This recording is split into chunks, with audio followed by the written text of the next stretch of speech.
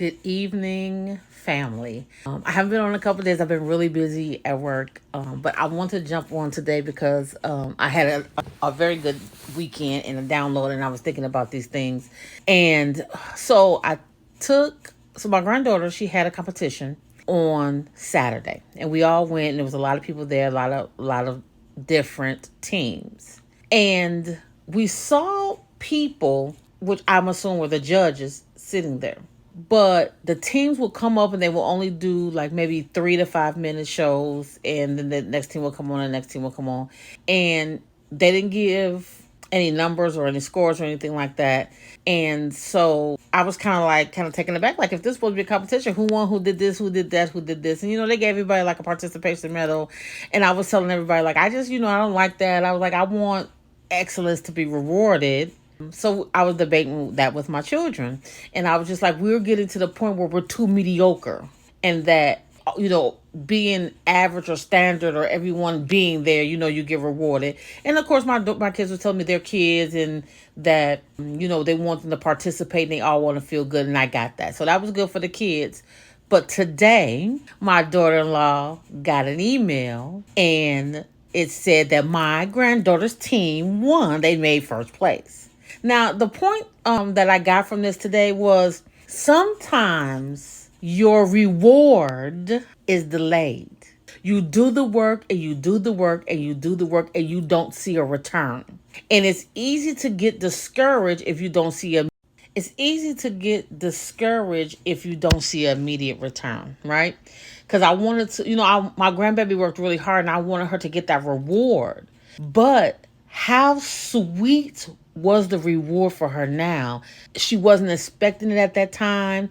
She was okay with what she did, and she knew she had did a good job, and she was okay with the performance and knowing that she worked her best.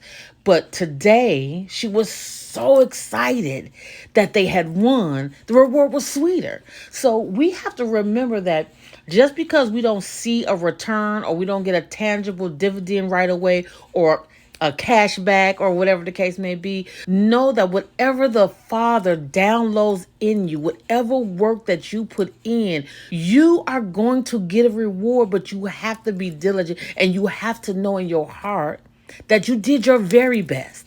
And you have to say, I'm going to do this even if I don't get a reward. So when the Father does reward you and you see the fruits of your labor, oh Jesus, how good will it be? It's so much sweeter when you do these things for the sake of getting them done. So I want us not to be discouraged when we're working and we're trying to start our business, we're trying to lose weight, we're trying to save money, and we don't see it happening as quickly as we are. Know that if you do your very best, that you will get rewarded. And that's what I want everyone to remember.